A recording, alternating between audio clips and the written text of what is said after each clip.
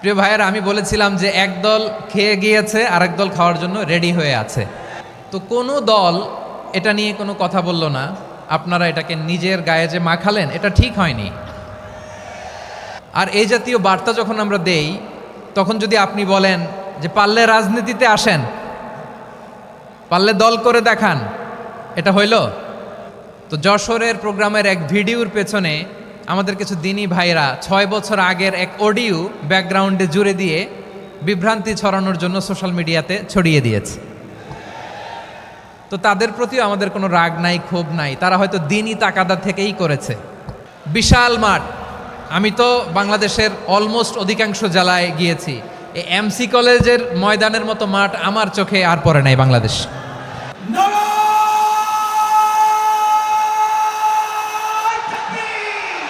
দাওয়াতের ময়দানে আছে মুমিন প্রাণে আল্লামা সাঈদীর উত্তরসূরি। আজ হারি আজ হারি আজ হারি মিজানুর রহমান আজ হারি।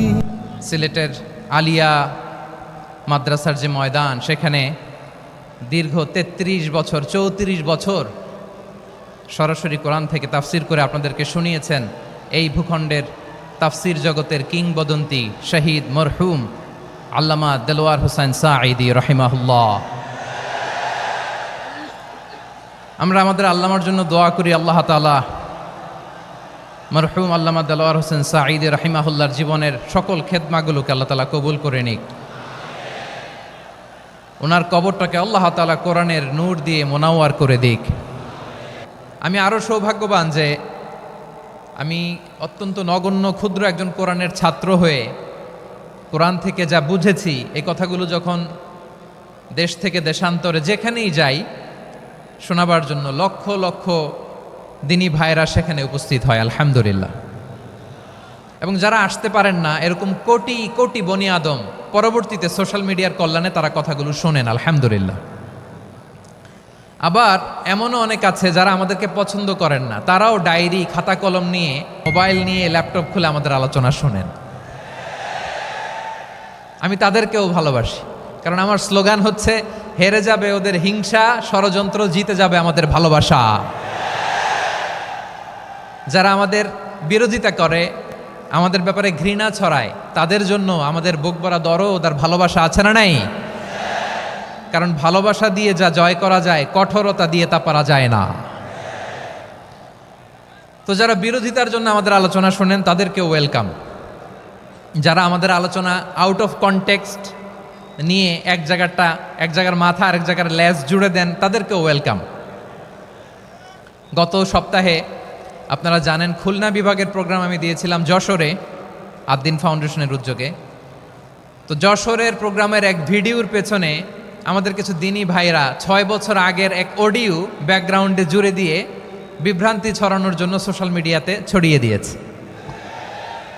তো তাদের প্রতিও আমাদের কোনো রাগ নাই, ক্ষোভ নাই। তারা হয়তো দিনই তাকাদা থেকেই করেছে, কিন্তু তারা হয়তো বুঝতে পারে নাই এই যে রিসেন্ট আলোচনার ভিডিওর পেছনে 6 বছর আগের অডিও জুড়ে দেওয়া, এটাকে বাংলায় বলে প্রতারণা।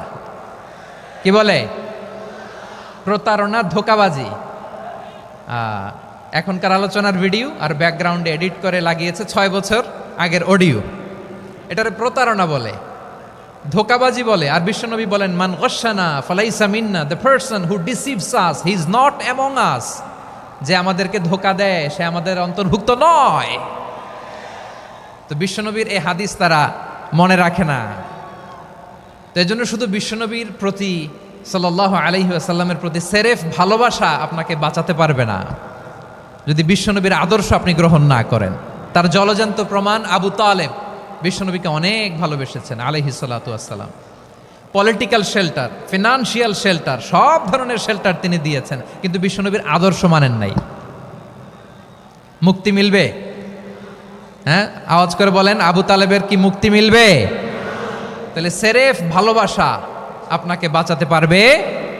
ভালোবাসার পাশাপাশি বিশ্বনবীর আদর্শকে মেনে নেওয়ার দরকার আছে না নাই? তো যারা এই সমস্ত কাজ করেন আমাদের ভাইয়েরা, তাদের জন্য আল্লাহ তাআলার কাছে আমরা হেদায়েতের দোয়া করি।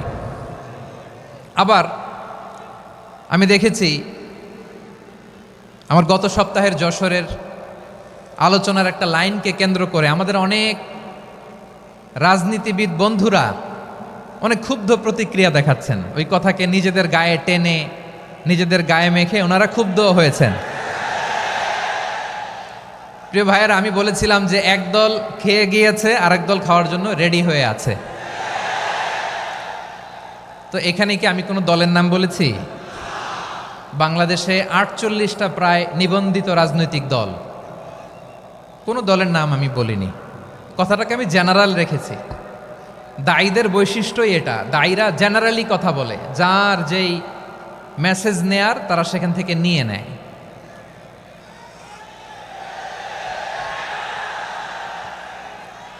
তো কোনো দল এটা নিয়ে কোনো কথা বলল না, আপনারা এটাকে নিজের গায়ে যে মাখালেন এটা ঠিক হয়নি। আমি বলবো যে এটা খুবই অনভিপ্রেত হয়েছে। কোনো দলকে টার্গেট করে বা কোনো দলের পক্ষে আমরা কখনো কথা বলি না। আমরা কোরআনের পক্ষে কথা বলি, ইসলামের পক্ষে কথা বলি, ঠিক কিনা বলেন? সো একটা জেনারেল কথাকে যদি আমার রাজনীতিবিদ বন্ধুরা নিজেদের গায়ে মাখেন, ক্ষুব্ধ প্রতিক্রিয়া জানান, এতে করে সাধারণ জনগণের কাছে একটা নেগেটিভ মেসেজ যাবে ওনাদের ব্যাপারে। এটা হোক আমরা চাই না। এদেশের যত এই যে আমার ভাইয়েরা, এই যে তো আমার প্রিয় রাজনীতিবিদ বন্ধুদের আমি বলবো, কথাটা ছিল ভেরি জেনারেল, এটা নিজেদের গায়ে মাখানোর কোনো দরকার নাই। আমরা এই যে এক্সিস্টিং যে রাজনৈতিক চর্চা, এটা থেকে আমরা বেরিয়ে আসতে চাই। আমরা চাই না এদেশে চাঁদাবাজি, দখলবাজি থাক, ঠিক কিনা বলেন? এদেশে কোনো দুর্নীতি থাক, টেন্ডারবাজি থাক, এগুলো আমরা চাই। আই হেট পলিটিক্স একটা জেনারেশন আছে, এই বেশিরভাগ জেনজি অফ সিলেট, এরা আই হেট পলিটিক্স জেনারেশন, এরা পলিটিক্সকে পছন্দ করে না। তো কেন করে না, এর দায়ভার আমাদের আছে না নাই? আছে।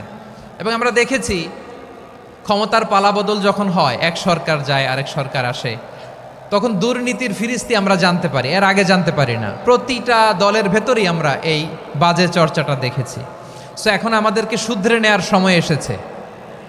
এটা এই সুন্দর সময়, নতুন প্রভাতের বাংলাদেশ, নতুন ভোরের বাংলাদেশ, এই সময় আমরা কাদা ছোড়াছুড়ি যেন না করি। আমাদের শপথ নেওয়ার সময় এসেছে। প্রতিটি দল, নিবন্ধিত 48টি, সবগুলো দলের এখন শপথ নেওয়া উচিত যে আমরা কোনোদিন আর চাঁদাবাজি করব না, টেন্ডারবাজি করব না, দখলবাজি করব না। আমরা সবসময় দেশের পক্ষে থাকব, সবসময় দেশের পক্ষে থাকব। সেই কথাগুলো ছিল ভেরি জেনারেল। যে কথাগুলো আমরা জেনারেলি বলি, এগুলো জেনারেলি আপনারা নেবেন। আমার রাজনীতিবিদ বন্ধুদের কাছে এটাই আমার কামনা। আর এই জাতীয় বার্তা যখন আমরা দেই, তখন যদি আপনি বলেন যে পারলে রাজনীতিতে আসেন, পারলে দল করে দেখান, এটা হইল? আমি কি এরকম কোনো কথা বলেছি? না। আমি একজন মুফাসসিরে কোরআন, আমি একজন আলেম, এর বাইরেও আমার সবচেয়ে বড় পরিচয় আম আ সিটিজেন অফ বাংলাদেশ। আমি বাংলাদেশের একজন সাধারণ নাগরিক। আমার দেশের যে কোনো সমস্যা, যে কোনো ইনকনসিস্টেন্সি, অসঙ্গতি নিয়ে মত প্রকাশের স্বাধীনতা আমার আছে না নাই? আপনারাই তো বাক স্বাধীনতার কথা বলেন, ফ্রিডম অফ স্পিচের কথা বলেন, বাক স্বাধীনতার কথা বলেন। আপনারাই যদি আবার কোনো মন্তব্যের কারণে বলেন যে রাজনীতির মাঠে আসেন, দল করেন, দেখি কতটুকু পারেন, এটা ঠিক হবে না। তাই প্রিয় ভাইয়ের, আসুন আমরা দল মত নির্বিশেষে কাঁধে কাঁধ মিলিয়ে সোনার বাংলাদেশ গড়ি, দুর্নীতিমুক্ত বাংলাদেশ গড়ি, যে বাংলাদেশের জন্য রক্ত দিয়েছে আবু সাঈদ, যে নতুন ভোরের বাংলাদেশের জন্য রক্ত দিয়েছে মুগ্ধরা, যে নতুন বাংলাদেশের জন্য রক্ত ঝরিয়েছে 24-এর যে গণ অভ্যুত্থানের প্রত্যেকটি শহীদার। আওয়াজ করে বলেন ঠিক কিনা? আল্লাহ তাআলা আমার দেশকে তুমি নিরাপদ করো, শান্তিময় করো। আমরা যেন স্বাধীন সার্বভৌম বাংলাদেশে মাথা উঁচু করে বিশ্ব দরবারে দাঁড়াতে পারি। আল্লাহ তুমি তৌফিক দান করো। আওয়াজ করে সবাই পড়ে আমিন। প্রিয় ভাইয়েরা, আমি আর কাল বিলম্ব না করে আসুন সরাসরি মহাবিশ্বের মহাগ্রন্থ, মহাবিশ্বয় মহাগ্রন্থ আল কোরআন আল কারীমের তাফসীর শুনি। আমি আজকের এই চমৎকার রজনীতে আলোচনা করবার জন্য সূরাতুল আহজাবের 45-46 এ দুটি আয়াতকে চুজ করেছি। এ দুটি আয়াতের আলোকে কিছু কথা আপনাদের সাথে শেয়ার করব। আওয়াজ করে পড়ুন ইনশাআল্লাহ। তার আগে আসুন একটু দেখে নিই আপনারা কে কোথা থেকে এসেছেন। আপনারা সুনামগঞ্জ জেলা থেকে কারা কারা এসেছেন দেখি। সুনামগঞ্জ, মাশাআল্লাহ মাশাআল্লাহ মাশাআল্লাহ, ঠিক আছে, হাত নামাও। সুনামগঞ্জ গেল। হবিগঞ্জ, হবিগঞ্জ, ঠিক আছে, হাত নামাও। মৌলভীবাজার, দেখি মৌলভীবাজার, মাশাআল্লাহ, ঠিক আছে। এবার সিলেটের কারা কারা দেখি।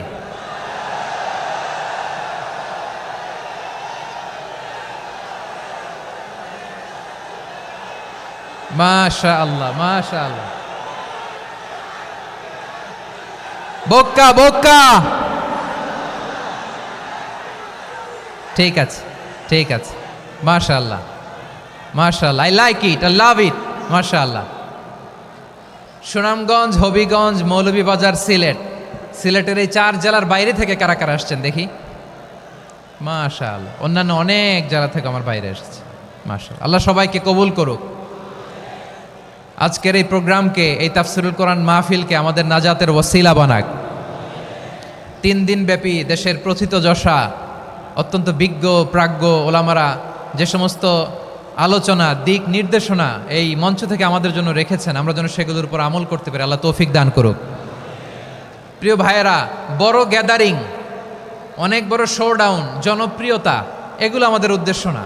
আমাদের উদ্দেশ্য হচ্ছে আল্লাহর সন্তুষ্টি। সিলেট, আওয়াজ করে বলো, আমাদের উদ্দেশ্য কার সন্তুষ্টি? আল্লাহর সন্তুষ্টি। ওইটা যদি পাই যথেষ্ট, আলহামদুলিল্লাহ আলহামদুলিল্লাহ। আসুন আমরা আমাদের নিয়তকে খালেস করে নেই। আমরা যা শুনবো আমলের নিয়তে শুনবো, নিজের জীবনকে পরিবর্তনের জন্য শুনবো, ঠিক কিনা বলেন? ইনশাআল্লাহ। আমি মেহরবানি করে এই যে ডান দিকে আমার ভাইদেরকে অনুরোধ করব, আপনারা মেহরবানি করে চুপ থাকবেন। অনেক এলইডি আছে, এলইডি, হ্যাঁ দেখেছি দেখেছি দেখেছি দেখেছি।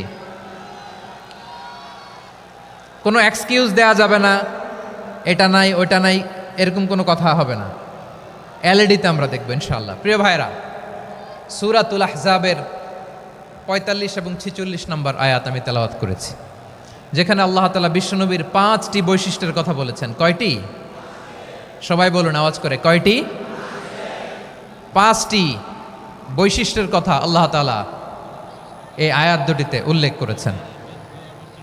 বিশ্বনবী সাল্লাল্লাহু আলাইহি ইসলামের জীবনী, ওনার বায়োগ্রাফি নিয়ে কথা বলাটা দুষ্কর, কারণ এটার কোনো শেষ নাই, কুল নাই, কিনারা নাই, বিয়ন্ডলেস, বাউন্ডলেস, বটমলেস। সুবহানাল্লাহ বলেন। কারণ তিনি তো এমন নবী যিনি হ্যাঁ বললে এটা শরীয়তে হালাল হয়ে যায়। নবীর মুখ দিয়ে যদি বেরোয় হ্যাঁ, নাম, ইয়েস, তাহলে এটা হালাল, ঠিক কিনা বলেন? এ নবীর মুখ দিয়ে যদি না বের হয় যে না, নো, তাহলে এটা শরীয়তে হারাম হয়ে যায়। কেমন নবী আমরা পেয়েছি, যিনি হ্যাঁ বললে হালাল, না বললে হারাম, যিনি সাব্বাবা, এই আঙ্গুলি উপরের দিকে উঁচু করলে চাঁদ ভেঙে 2 টুকরা হয়ে যায়, যে নবী জমিন থেকে পা উঁচু করলে আল্লাহর আরশে মেরাজে চলে যায়, এমন নবীর উম্মত আমরা হয়েছি। যে নবীকে বাদ দিলে কোরআন বোঝা যায় না, কারণ এ নবীর উপরই কোরআন নাজিল করেছে কে?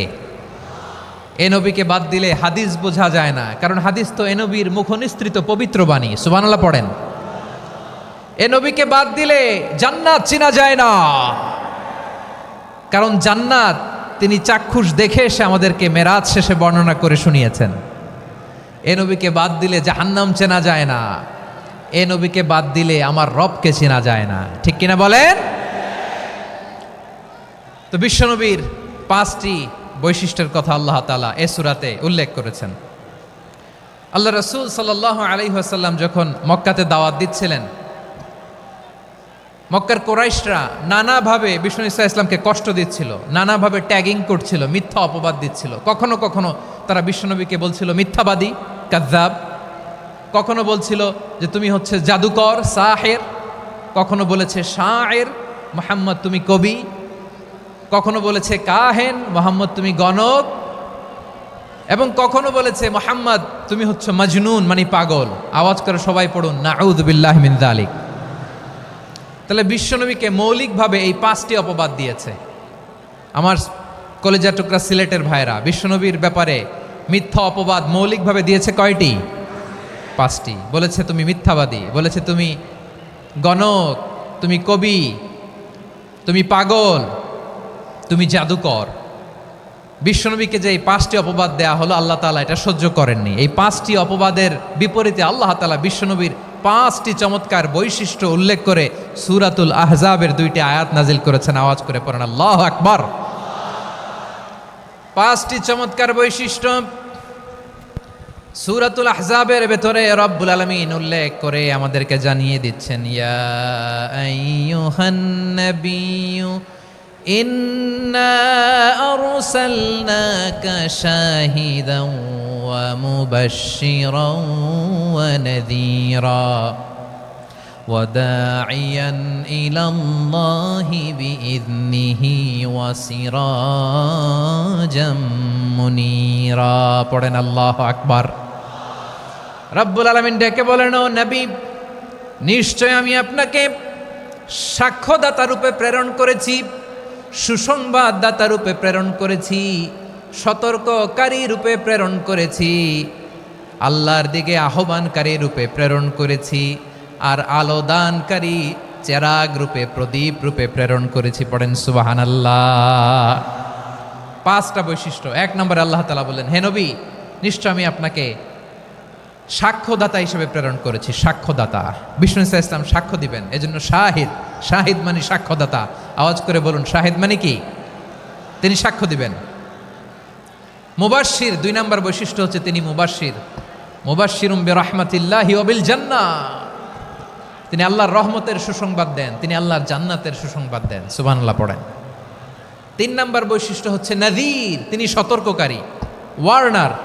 তিনি সাবধান করতে এসেছেন, রিমাইন্ডার দিতে এসেছেন যে আল্লাহর পথে যদি না চলো, শিরকি কাজ যদি না থামাও, তাহলে এমন আযাব আসবে আল্লাহর পাকড়াও থেকে তুমি বাঁচতে পারবে না। তিনি নাযীর। বিষ্ণু ইসা ইসলামের 4 নম্বর বৈশিষ্ট্য হচ্ছে দাঈয়ান ইলাল্লাহ, তিনি আল্লাহর দিকে আহ্বানকারী। এই যে আমরা আমাদেরকে পরিচয় দেই যে আমরা দাঈ, বলি না? বলি যে উনি হচ্ছেন একজন দাঈ ইলাল্লাহ। বহু বচনে আমরা বলি আদ-দুআত ইলাল্লাহ। এটা কোরআনের এই আয়াত থেকে এসেছে। সুবহানাল্লাহ পড়েন।